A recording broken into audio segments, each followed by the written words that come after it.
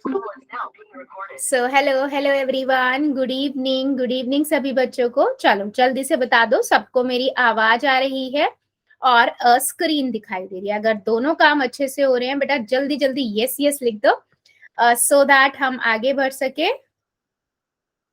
Very good. Okay, सो मतलब सबको आ रही है, तो हम आगे बढ़ते हैं। हम क्या पढ़ रहे थे बेटा? हम आपकी मैथ्स की बुक का 13 चैप्टर पढ़ रहे हैं, है ना? तो सर पृष्ठीय क्षेत्रफल और आयतन, इसमें हमने आयतन पढ़ लिया था। हम किसका आयतन पढ़ रहे थे? हम अभी आयतन पढ़ रहे थे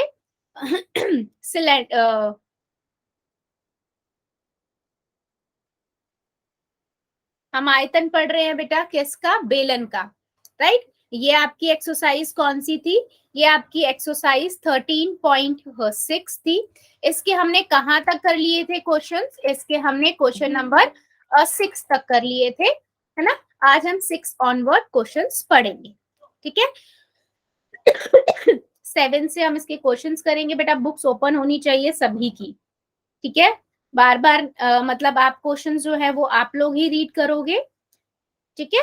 तो हमने इसमें क्या पढ़ा था? हमने पढ़ा था कि जो बेलन की आकृति होती है ना, इसका हमने पृष्ठीय क्षेत्रफल भी पढ़ चुके हैं।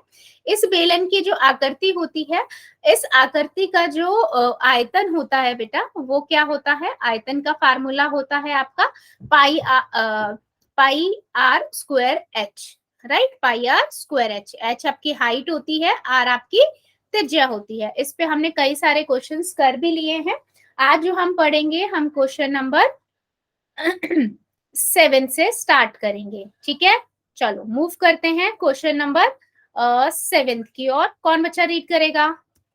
चलो चलो ठीक है, पूजा की आईडी से बेटा कर दो जल्दी से रीड क्वेश्चन नंबर 7। शीशे की एक पेंसिल लकड़ी के एक बेलनाकार के अभ्यंतर में ग्रेफाइट से बने ठोस बेलन को डालकर बनाई गई है। पेंसिल का व्यास 7 मिलीमीटर है और ग्रेफाइट का व्यास 1 mm है। यदि पेंसिल की लंबाई 14 सेंटीमीटर है तो लकड़ी का आयतन और ग्रेफाइट का आयतन ज्ञात कीजिए। राइट, थैंक यू बेटा। वो कहता है सबने पेंसिल देखी है ना? सबके पास पेंसिल है भी। तो बेटा वो बोल रहा है कि जो पेंसिल है ना, इस पेंसिल का जो पेंसिल है इसके अंदर ग्रेफाइट लगा हुआ है ना? ग्रेफाइट का मतलब कुछ इस तरीके का, जैसे आपकी पेंसिल में अंदर होता है जिससे आप लिखते हो, ठीक है? अब क्वेश्चन में क्या दिया हुआ है बच्चे? क्वेश्चन में दिया हुआ है इसकी जो ऊंचाई है पेंसिल की, वो आपको दी हुई है 14 सेंटीमीटर, ठीक है? और जो इसकी व्यास दिया हुआ है पेंसिल का, वो 7 mm दिया हुआ है, और जो ग्रेफाइट है इसका 1 mm दिया हुआ है, ठीक है? तो अब वो क्वेश्चन में क्या कह रहा है? वो कहता है कि आप वॉल्यूम निकालो, आयतन निकालो पेंसिल का भी और ग्रेफाइट का भी, ठीक है? तो बेटा देखो, पेंसिल जो है ये कांच की, इसके अंदर ग्रेफाइट है, तो ग्रेफाइट का अलग से निकालना है, तो पेंसिल में से ग्रेफाइट का माइनस होगा पहले। तो हम यहाँ पर क्या करेंगे? रेडियस, आंतरिक रेडियस और बाहरी रेडियस को माइनस करेंगे, तो फार्मूले में थोड़ा सा चेंज करेंगे। तो सबसे पहले हम क्या लिखेंगे? दिया है, ठीक है? तो दिया है में मैं क्या लिखूंगी? पेंसिल। पेंसिल की त्रिज्या, ठीक है? कितनी दी हुई है पेंसिल की त्रिज्या? 7 mm।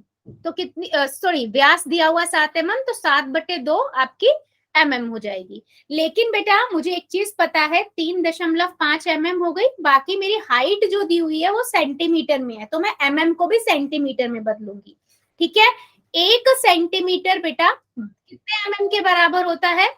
10 mm के बराबर होता है, ठीक है? तो मैं इसको क्या करूंगी? 10 से भाग कर दूंगी, तो 3.5/10, तो यहाँ से 0.35 सेंटीमीटर आ गया, ठीक है? ये मेरे पास क्या आई? पेंसिल की त्रिज्या आ गई, ठीक है? इतनी बात क्लियर हुई है सभी को, है ना? अब आगे क्या है? पेंसिल की त्रिज्या लिख दी, अब हम क्या लिखेंगे? ग्रेफाइट की। ग्रेफाइट की त्रिज्या, ठीक है? वो कितनी हो जाएगी? 1 mm/2, यानी कि 0.5 mm। अब mm को सेंटीमीटर में बदलेंगे तो इसको मैं 10 से भाग कर दूंगी तो 0.05 सेंटीमीटर। ठीक है, ये मैंने R2 नाम दे दिया। इतनी बात बेटा सभी को क्लियर हुई है? आप मुझे पहले ये बताओ कि पेंसिल की त्रिज्या और ग्रेफाइट की त्रिज्या, क्योंकि हमारे को mm में दी हुई थी और मुझे ऊंचाई जो पेंसिल की लंबाई है वो आपको सेंटीमीटर में दी हुई थी, 14 सेंटीमीटर। इसलिए हमने दोनों की जो त्रिज्या है उसको पहले सेंटीमीटर में निकाला। ठीक है, अब हमसे पूछा क्या है बेटा? हमसे आयतन पूछा है, right.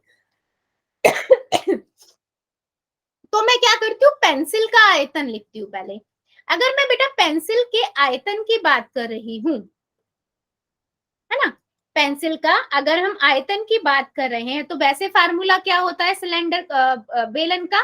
Pi r square H. लेकिन यहाँ पर दो त्रिज्याएं हैं क्योंकि वो कांच की जो पेंसिल है उसके अंदर ग्रेफाइट है, वो ग्रेफाइट वाला थोड़ी ना हम लेंगे, उसका तो अलग से निकालना है।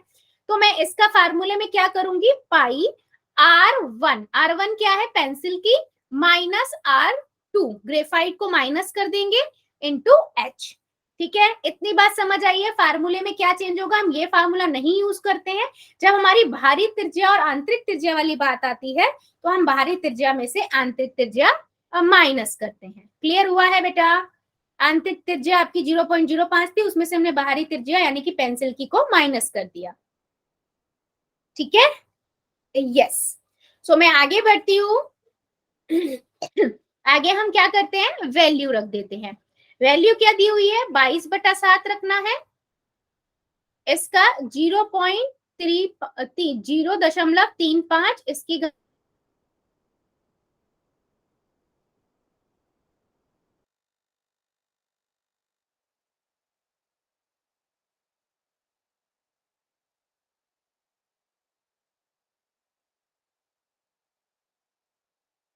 साथ 7 दूनी 14 कर देते हैं, है ना, 7 दूनी 14। तो यहाँ से बेटा मेरे पास कितना हो गया, 44 हो गया, क्योंकि 22 को मैंने 2 से गुना कर दिया। अब देखो 35/10 100 इसकी घात 2 माइनस 5/100 इसकी घात 2। ठीक है, 44 35 की घात 2। ठीक है, अगर मैं बेटा 35 को 35 से गुना करती हूँ, ठीक है, तो मुझे मिलता है 1225। बटे में बेटा 100 को 2 बार गुना करेंगे तो 4 जीरो आ जाएगा, माइनस, ठीक है, एक सेकेंड, ये हमारा ठीक है। तो यहां से मेरे पास कितना आएगा, 5 को करेंगे 25 और नीचे और 100 जीरो, 4 जीरो। ठीक है, इसको मैं दशमलव में लिख लेती हूँ।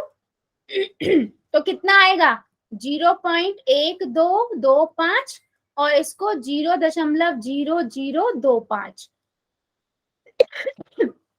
इसमें से इसको घटाएंगे, कितना आएगा, 44.0.12। देख लो बेटा, 0.1225 है ना, और 0.0025 इसको माइनस करेंगे तो 1 2 आ जाएगा।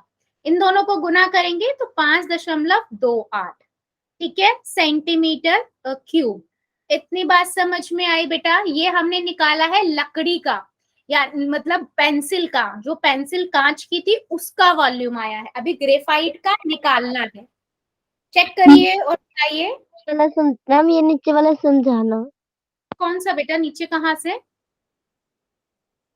40 ब्रैकेट 3500 ब्रैकेट।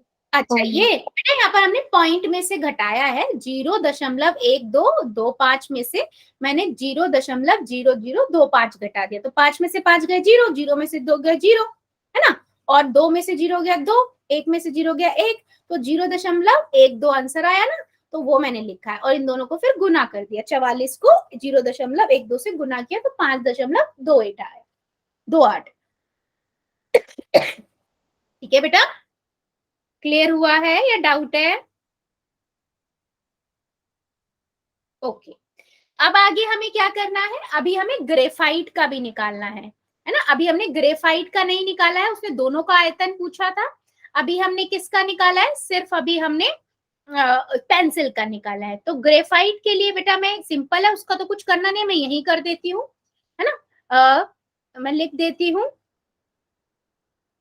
ग्रेफाइट का आयतन बराबर पाई R2H, क्योंकि ग्रेफाइट की त्रिज्या हमने R2 ली थी, है ना। तो मैं बस वैल्यू रख देती हूँ 22/7 गुना में R कितना 0.05 गुना में 0.05, है ना, गुना में H 14 है, तो 7 एकम 7, 7 दूनी 14, ठीक है। 44 गुना में 5/100 गुना में 5/100, ठीक है। 44 गुना में 25 बटे में 10,000। तो यहां से मेरे पास कितना आ जाएगा, 44 को अगर मैं 25 से गुना करूंगी बेटा तो 1100 आएगा, बटे में 4 10,000 है, तो 10 लगाए 0.11 आ जाएगा सेंटीमीटर क्यूब। चेक करो बेटा, दोनों क्वेश्चन अच्छे से समझ आए हैं, मतलब दोनों पार्ट्स आपको समझ आए हैं या किसी को डाउट है। ग्रेफाइट में तो सिंपल है, बीच का ही है, तो उसे तो आराम से निकाल लेंगे। मेन कहां पर था, पेंसिल में। पेंसिल में क्योंकि ग्रेफाइट बीच में थी, उसे माइनस करेंगे। चेक करो और मुझे बताओ समझ आया है या नहीं।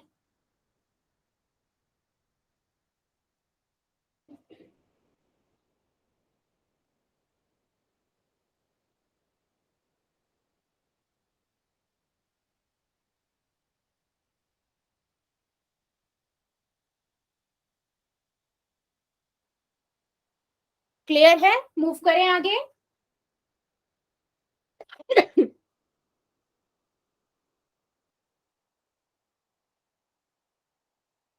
बेटा 5 जब हम दशमलव हटाएंगे तो ये 5/100 हो जाएगा, ठीक है। हाँ जी, चलो मूव करते हैं नेक्स्ट क्वेश्चन की ओर। क्वेश्चन नंबर 8, कौन बच्चा रीड करेगा।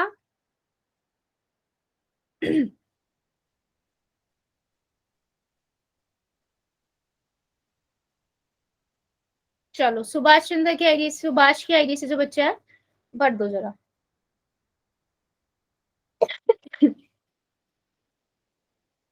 हाँ जी बेटा, सुभाष की आईडी से जो बच्चा है बेटा पढ़ दो क्वेश्चन। एक अस्पताल के एक रोगी को प्रतिदिन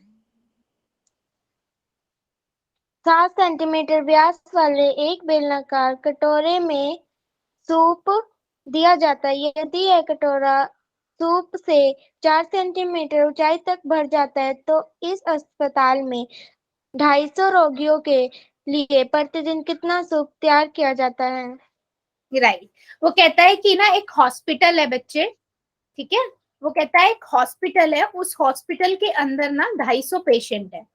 एक पेशेंट को ना एक बेलनाकार ऐसा कटोरा है जिसके अंदर सूप दिया जाता है, जिसको कहाँ तक दिया जाता है, 4 सेंटीमीटर ऊंचाई तक उसको सूप दिया जाता है, ठीक है। वो कहता है जो सूप है ना, ये बताओ कि ये जो जितना सूप एक बंदे को, एक पेशेंट को दिया जा रहा है, वो उतना सूप आप 250 पेशेंट को दिया जाए तो कितना सूप हॉस्पिटल वाले बनाएंगे।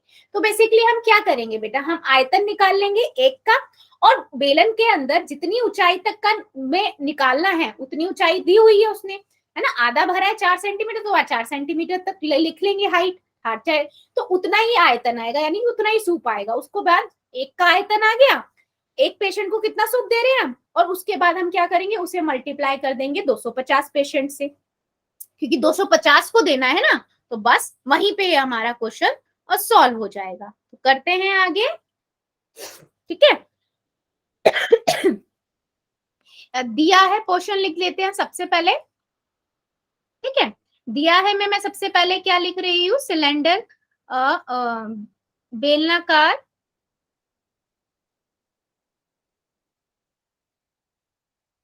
कटोरे की या कटोरे का व्यास, ठीक है, 7 सेंटीमीटर है। तो त्रिज्या कितनी हो जाएगी बेटा, त्रिज्या हो जाएगी आपके पास 7/2 सेंटीमीटर, ठीक है। अब हाइट कटोरे की ऊंचाई या जितना उसमें दिया गया है ना, बाउल में जितना, कटोरे में सूप भरा गया है, बराबर में कितना भरा है बेटा? वो भरा है आपका कटोरे में सूप 4 सेंटीमीटर। ठीक है, अब मैं क्या करूंगी, एक कटोरे में सूप यानी कि आयतन पाई आर स्क्वायर एच। ठीक है, 22/7, 7/2 गुना में 7/2 गुना में 4। ठीक है, अब देखो 7 से 7 कट गया, 2 दूनी 4, इस 2 से 2 कट गया, 22 गुना में 7 कितना आ गया? 22 को 7 से करेंगे तो 7 दूनी 14, 7 दूनी 14 एक 15, 154 सेंटीमीटर क्यूब। ठीक है, ये किसका आया बेटा? एक का। एक पेशेंट को इतना सूप देंगे। ठीक है, अब हमें कितने का निकालना है? 250 का। तो 250 को कितना देंगे? 250 पेशेंट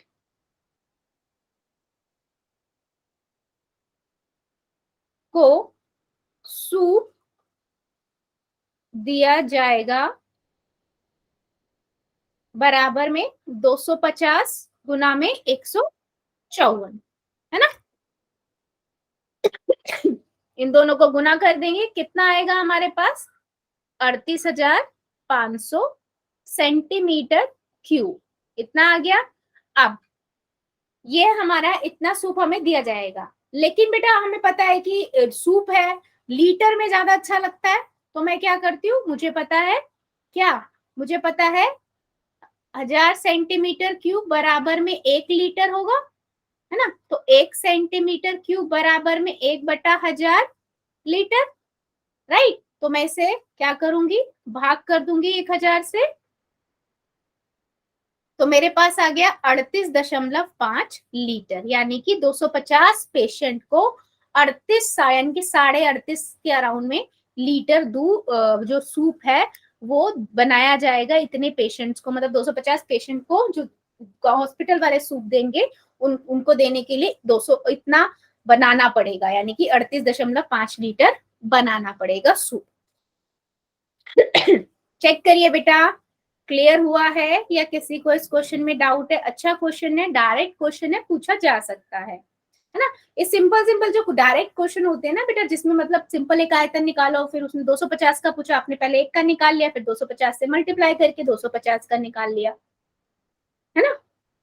यस, बताइए जरा, क्लियर हुआ है या डाउट है? यस, बिल्कुल। ठीक है, सो अब हम आगे बढ़ते हैं बेटा, यहाँ पर ये आपकी एक्सरसाइज कंप्लीट होती है। अब हम क्या करते हैं, अब हम डिस्कस करते हैं पहले जो आपकी एक्सरसाइज 13.7 और 13.8 है वो किस टॉपिक पे है, यानी कि उसमें जो है आयतन के बारे में बात किया हुआ है। 13.7 के अंदर आपको जो आयतन के बारे में बात किया है वो किसका आयतन है बेटा? शंकु का आयतन। तो थोड़ा हम उसके बारे में बात करेंगे, क्या फार्मूला होता है, एक दो क्वेश्चन करते हैं शंकु के आयतन पे। और ये जो है 13.8, यहाँ पर आपको गोले का आयतन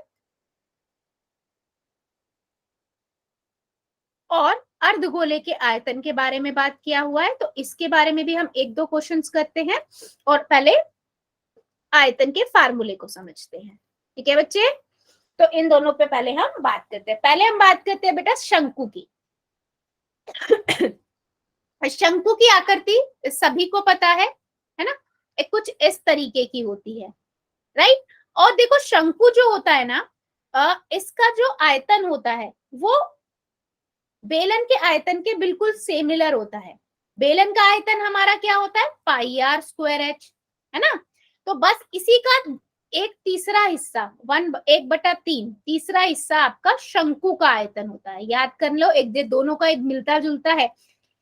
बेलन का आयतन पाई आर स्क्वायर एच होता है और शंकु का आयतन 1/3 pi r square h, 1/3 pi r square h. ठीक है बेटा, इतनी बात समझ में आई है आप लोगों को? मेरे को पहले बताओ।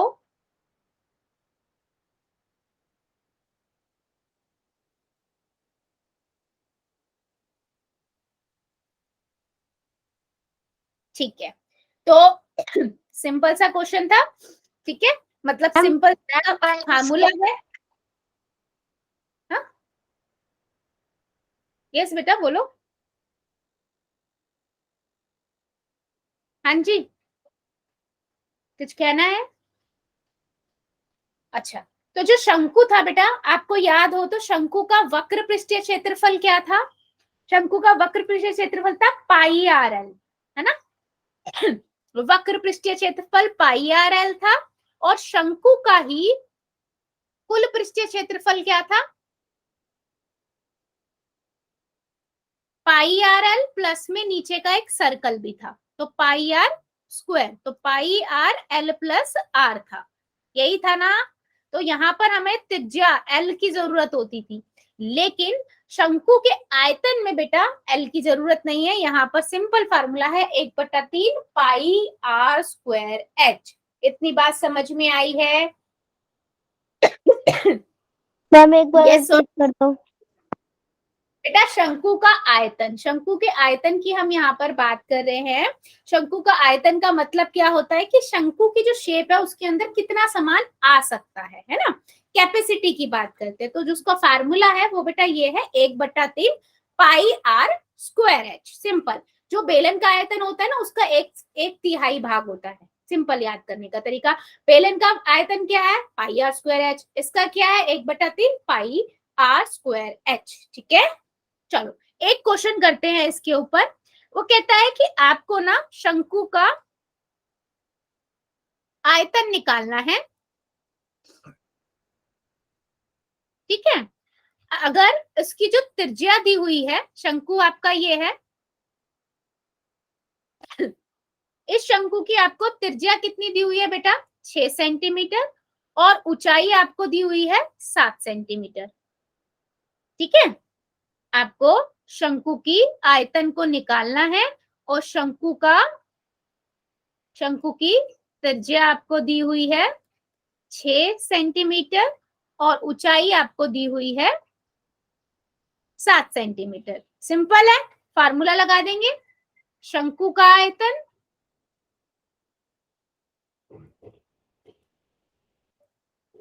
1/3 पाई आर स्क्वायर एच, 1/3 22/7, 6 गुना में 6 गुना में 7, है ना? फार्मूला लगा दिया, 7 से 7 कर दिया, 3 एकम 3, 3 दूनी 6, 44 गुना में 6, यही होगा। 44 गुना में 6, इनको गुना करेंगे तो 264 सेंटीमीटर क्यूब। यूनिट मत भूल जाना, क्यूब लगेगी। देख लो, समझ आया है बेटा? इतनी बात सिंपल है, कुछ नहीं है। शंकु का आयतन का पूछा उसने, मैंने फार्मूला लगाया शंकु के आयतन का और निकाल लिया। क्लियर हुआ है? शंकु का आयतन का क्वेश्चन ये वाला, यस और नो? मैम ये शंकु का आयतन मतलब पीछे वो बताना। क्या बेटा, क्या क्या क्या? रिपीट करो। मैम शंकु का आयतन है ना, जो से पीछे आगे है ना, वो वाला बता दो। कौन सा बताएगी? आगे कौन सा आगे बेटा? अब आगे तो मैंने बस आपको फार्मूला ही बताया है ना, कि फार्मूला क्या होता है? नहीं, 1/3 पाई आर स्क्वायर। जो मैम अपने फॉर्मूले लिखे है ना, 1i आधा लिख कर 3, वो वाला बता दो। आधा बेटा, यही तो फार्मूला लिखा है मैंने। मैम ये नीचे जो आपने सॉल्व किया ना, वो पूछ रही है। अच्छा, सॉल्यूशन। अच्छा बेटा, मैंने यहाँ पर लिखा है पाई की वैल्यू लिखी है 22/7, ठीक है? आर मैंने लिखा है 6, और दोबारा आर की घात 2 है तो दोबारा 6 लिखा है, और एच की जगह पे 7 लिखा है। तो इस 7 से मैंने इस 7 को काट दिया, 3 एकम 3, 3 दूनी 6 किया, है ना? 22 को जब 2 से गुना करेंगे तो 44 आया और 6 आया। फिर मैंने 44 को 6 से गुना किया, 6 चौक 24, 2 हाथ से लगा, 6 चौक 24, 25 26। ठीक है, तो 264 सेंटीमीटर क्यूब हमारा आंसर आया। ठीक है बेटा, अभी क्लियर हुआ? ओके, ठीक है, चलो इसी पे ना एक और कर लेते हैं फिर क्वेश्चन। ठीक है, वो कहता है शंकु का आयतन निकालिए। ठीक है, आपको शंकु का आयतन निकालना है जिसकी त्रिज्या आपको दी हुई है 3.5 सेंटीमीटर और बेटा ऊंचाई आपको दी हुई है 12 सेंटीमीटर। ठीक है, तो क्या करेंगे, सिंपल है, शंकु की त्रिज्या r बराबर में 3.5 सेंटीमीटर, शंकु की ऊंचाई h बराबर में 12 सेंटीमीटर। तो शंकु का आयतन कितना हो जाएगा? सिंपल है, 1/3, फार्मूला लगा दिया, पाई r स्क्वायर h। ठीक है, तो ये हो गया 1/3, हम 22/7 लिखेंगे, r कितना है 3.5 गुना में 3.5 गुना में 12। ठीक है, सॉल्व कर लेते हैं, 3 से ये 4 कट गया, 3 चौक 12, 88 हो गया, क्योंकि 22 को 4 से गुना किया और 3.5 की जगह पे मैंने 35/10, 35/10 और नीचे 7 था ये वाला, 7 एकम 7, 7 पंजे 35। ठीक है, काट दिया, अब मेरे पास कितना आया, देखो 5 एकम 5, 5 दूनी 10, 2 से फिर ये 44 आ गया, तो 44 की गुना 35 से करेंगे और बटे में बेटा 10 है। ठीक है, तो बस 44 को 35 से गुना कर देते हैं, कितना आएगा, 44 को 35 से गुना करते हैं, 5 चौक 20, हाथ से लगा 2, 5 4 तिया 12 और 13 14, 140, 140, 0 4 5 1 है ना, 1540 बटे में 10, एक जीरो से एक जीरो कट गई, 154 सेंटीमीटर क्यूब। सिंपल होते हैं बेटा क्वेश्चन, सिंपल, आप फार्मूला लगाओ, सब्स्टिट्यूट करो, और मैंने सॉल्व करने का तरीका बार बार बताया है आप सभी को कि आप क्या करो, आप सिंपल, आप डेसिमल हटाओ, गुना करो, सॉल्व करो। समझ आया है सभी को? चेक कर लो बेटा, या किसी को इसमें डाउट है?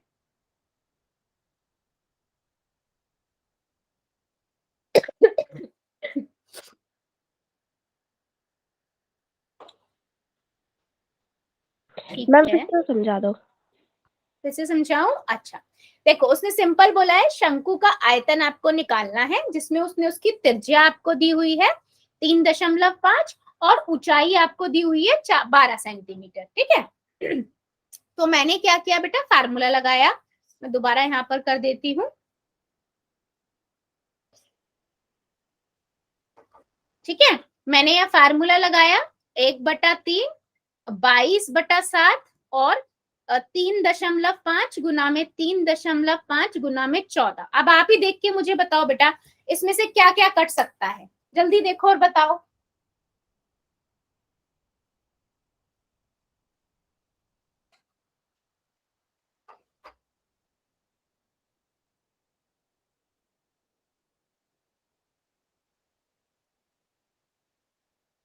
हाँ जी, यस, तो इसमें से मुझे दिख रहा है सीधा, बिल्कुल सही, 3 से 12 है, सॉरी 12 है, 3 चौक 12 होता है ना, और 7 से काट देते हैं, 7 से अभी नहीं, मैंने लिखा 22 बटे में 7, ठीक है, दशमलव हटाया, 35/10 गुना में 35/10 गुना में 4।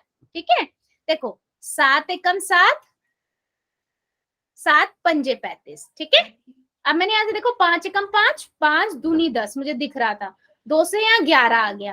ठीक है, अब 11 गुना में 4 गुना में 35 बटे में 10, तो इसको इसको गुना किया, 44 आया, गुना में 35 बटे में 10। ठीक है बेटा, मैंने इन दोनों को गुना किया मेरे पास कितना आ जाएगा इन दोनों को गुना करके बच्चे, इन दोनों को गुना करके हमारे पास आ जाएगा 1540 बटे में 10, तो यहां से मेरे पास आ गया सेंटीमीटर, 154 सेंटीमीटर क्यूब। चेक करो बेटा, क्लियर हुआ है या नहीं, अब बताओ। मैम आपने पहले तो 14 लिख रखा था, फिर 12 कैसे आ गया?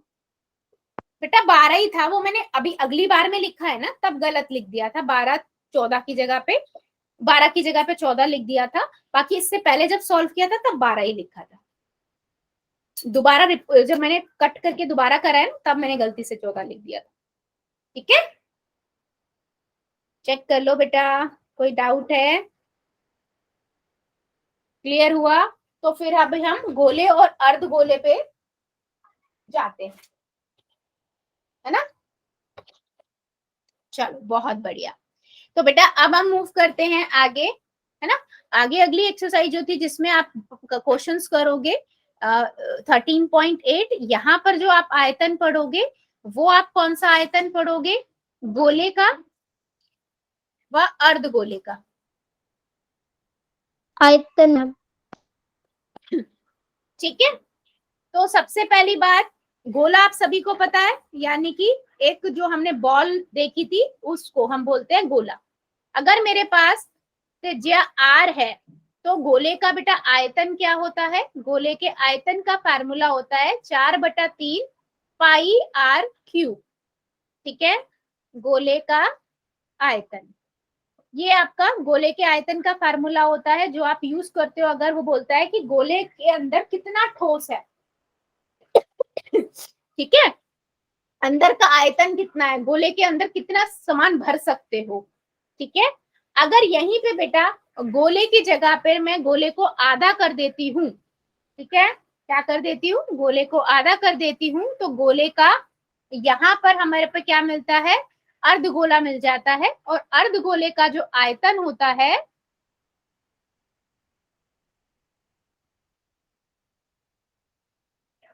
ना, वो होता है बेटा सीधा गोले का आधा, यानी कि 2/3 पाई r क्यूब। ठीक है, इतनी बात समझ में आई? गोले का आयतन और अर्ध गोले का आयतन।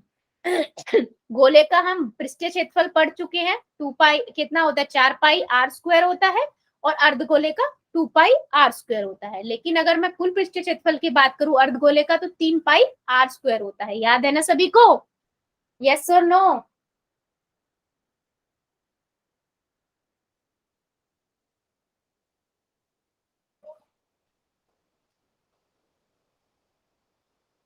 Very good.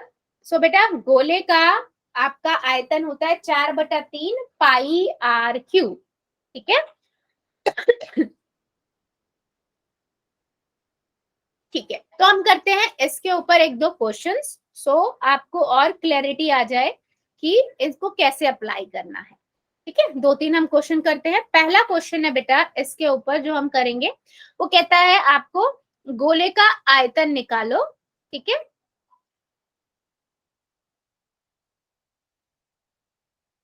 गोले का आयतन आपको निकालना है। अगर त्रिज्या जो दी हुई है वो आपको 7 सेंटीमीटर दी हुई है।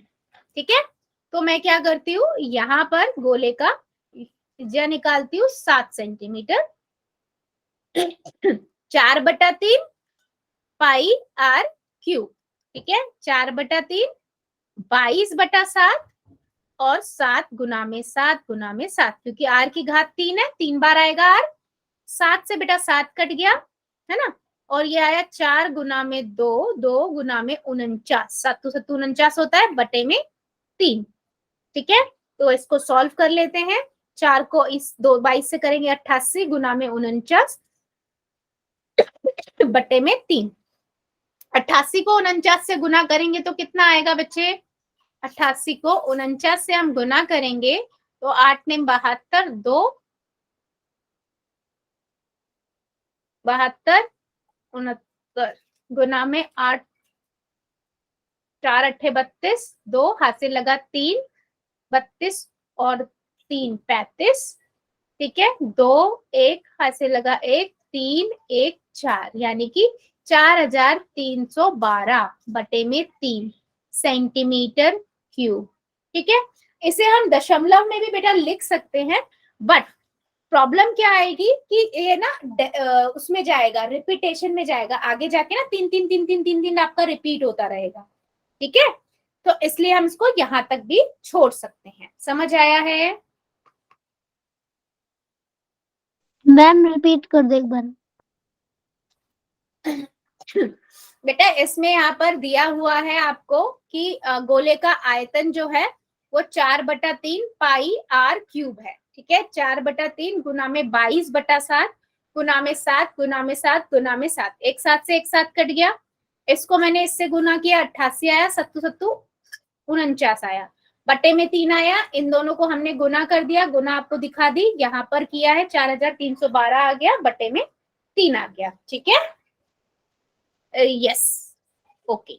सो नेक्स्ट है इसी का क्वेश्चन, एक और लेते हैं। वो कहता है आप गोले का आयतन निकालो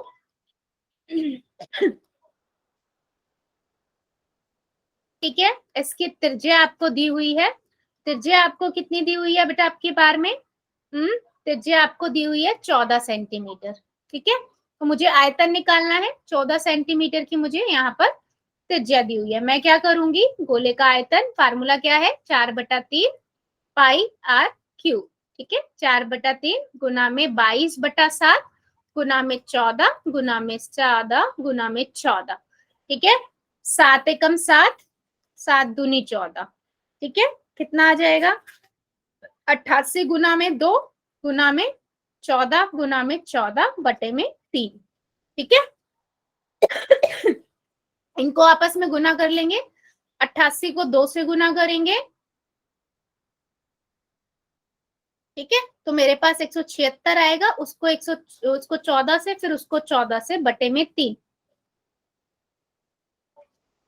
ठीक है। तो मेरे पास आएगा बेटा 34,496 बटे में 3। अब इसको 3 से भाग कर देंगे, तो 3 से भाग करने के बाद हमारे पास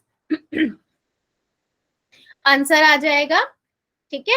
आंसर कितना आएगा, ये भी हमारा कैसा आएगा, रिपीटेशन में आएगा, तो आप इतना छोड़ सकते हो। क्लियर हुआ है या कोई डाउट है बेटा? मैम 88 कैसे आया? बेटा इसको मैंने इससे गुना किया, इसको इससे गुना किया, कितना आएगा? नहीं, 4 को 2 से गुना करेंगे तो 88 तो आएगा, 22 को 4 से करेंगे तो 88 तो आएगा बच्चे। 4 को 22 से किया, 88 आया, फिर 2, फिर 4, फिर ये, ठीक है। क्लियर हुआ बच्चे? ठीक है, ठीक है, ठीक है, ठीक है। चलो अभी हम बढ़ते हैं आगे, ठीक है। एक क्वेश्चन और लेते हैं। अब की बार जो क्वेश्चन है उसमें वो ये बोल रहा है, आपके पास ना एक क्या है, एक अर्धगोलाकार कुछ ऐसा कटोरा है, इसके अंदर ना दूध बताना है आपको कितना आएगा, ठीक है। और आपको दिया क्या हुआ है, इसकी त्रिज्या दी हुई है, ठीक है। मतलब इसका व्यास दिया हुआ है आपको 10.5 सेंटीमीटर। तो आपको ये बताना है इसके अंदर दूध कितना आएगा, ठीक है। बेसिकली हमें क्या निकालना है, आयतन ही निकालना है। तो मैं क्या करूंगी, पहले कटोरे का व्यास दिया हुआ है आपको 10.5 सेंटीमीटर, मैं त्रिज्या निकाल लूंगी। त्रिज्या कितनी हो जाएगी बेटा, 10.5 बटे 2 सेंटीमीटर, ठीक है। सिंपल है। तो अब हम क्या करेंगे, यहां पर इसको आगे सॉल्व कर लेते हैं। कटोरे का आयतन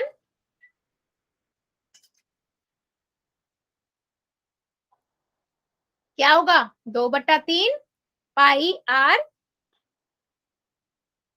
क्यूब। बेटा 4/3 मत लिख देना, वो गोले का है, यहाँ पर हम अर्धगोले की बात कर रहे हैं, फार्मूला आधा हो जाता है, ठीक है। तो 2/3 गुना में 22/7 गुना में क्या लिखूंगी मैं, 10.5 बटे 2 गुना में 10.5/2 गुना में 10.5/2। ठीक है। अब देखो मैं क्या करती हूँ, इस 2 से इस 2 को काट देती हूँ और इस 2 से यहाँ 11 लिख देती हूँ। ठीक है। और क्या करते हैं, 11/3 गुना में 7 गुना में 105/10 गुना में 105/10 गुना में 105/10, लेकिन यहाँ 2 भी बचा हुआ है। ठीक है, उसे भी लिख लेना। यहाँ 7 से 7 7 एकम 7, 7 पंजे 35। ठीक है, इतना हो गया। 3 एकम 3, 3 पंजे 15, कट गया। 55 आ गया 11 को 5 से गुना करके, गुना में बेटा 105 गुना में 105 बटे में बेटा मैंने 3 जीरो है यानी कि 1000 गुना में 2। ठीक है, इतनी बात। अब मैं क्या करती हूँ, अब मैं इनको भाग कर दे गुना कर देती हूँ। ठीक है, अगर मैं बेटा 105 को 105 से गुना करूंगी तो मुझे कितना मिलेगा, 11,025, और उसको मैं 55 से गुना कर देती हूँ। ठीक है, और बटे में मेरे पास 1000 गुना में 2 तो है। ठीक है, यहां से जब मैं इसको गुना करती हूँ इन दोनों को तो मेरे पास आएगा बेटा 606375 बटे में 2 गुना में 1000। ठीक है, इस 2 से इसे भाग कर देंगे, 2 से भाग करेंगे तो मेरे पास कितना आएगा 303187.5 बटे में 1000। ठीक है, यानी कि अब 3 जीरो और लगेगी तो 3 जीरो और लगा दी तो यहाँ पर आएगा 303.1875। ठीक है, सेंटीमीटर क्यूब, यानी कि इतना पानी जितना दूध जो है इस कटोरे के अंदर आएगा। क्योंकि दूध की बात कर रहा है ना, लिक्विड है तो हम लीटर में भी निकाल सकते हैं, तो मैं इसको भाग कर दूंगी 1000 से तो मैं लीटर में भी निकाल सकती हूँ। जैसे इतना था हमारा, है ना, तो हम इसको 1000 से भाग कर देंगे क्योंकि हमें पता है 1000 सेंटीमीटर क्यूब बराबर में 1 लीटर होता है। तो 1 सेंटीमीटर क्यूब बराबर में 1 बटा बेटा 1000 लीटर हो जाएगा। ठीक है, तो यहां से हम इसे सॉल्व करेंगे तो 3 जीरो और लग जाएगी तो 0.3031875 लीटर, यानी कि 0.303 लीटर भी आप लिख सकते हो आंसर में। समझ आया है या नहीं बेटा? मेन है कुछ नहीं है, डायरेक्ट हम फार्मूला अप्लाई करते हैं और सब्स्टिट्यूट करके आंसर निकालते हैं। ठीक है, यस। सो बेटा यहाँ पर ये वाला चैप्टर का जो फार्मूले बेस से है वो हमारा खत्म हो जाता है। मैंने आपको लास्ट के फार्मूले समझाए हैं, कोशिश की है 2-4 क्वेश्चंस करने की। ठीक है, समझ आए हैं सभी को? गोले का, अर्धगोले का आयतन और शंकु का आयतन बताइए बच्चे, यस और नो?